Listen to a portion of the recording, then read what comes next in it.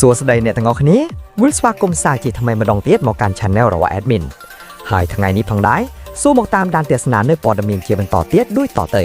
សម្រាប់ប្រិយមិត្តថ្មីដែលមិនទាន់បានចុច Subscribe សូមចុច Subscribe ម្នាក់មួយផងណាដើម្បីទទួលបានវីដេអូថ្មីៗជាច្រើនទៀតពី Admin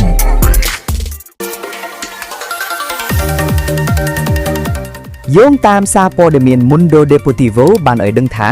កីឡាករ Rafinha និង Pedri មានពេលលេងថយចុះខ្លាំងនៅរដូវកាលនេះដោយសាររបួស Rafinha រងរបួសសាច់ដុំភ្លៅហើយនឹងអវត្តមានប្រហែល5សប្តាហ៍ដែលជាបញ្ហាធំសម្រាប់ FC Barcelona គាត់បានអវត្តមានជាលើកទី4រដូវកាលនេះហើយពេលលេងសរុបមានត្រឹម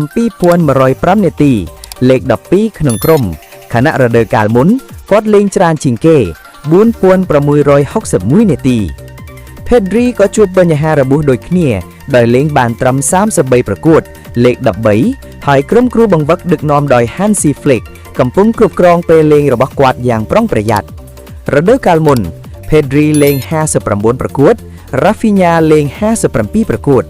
រដូវកាលនេះ Pedri លេខ13 Rafinha លេខ14បច្ចុប្បន្នកីឡាករលេងច្រើនបំផុតគឺ Pau Cubarsí Lamine Yamal Eric Garcia និង Jules Koundé ពេល Pedri និង Rafinha លេងជាមួយគ្នា18ប្រកួតឈ្នះ16ស្មើ2មិនចាញ់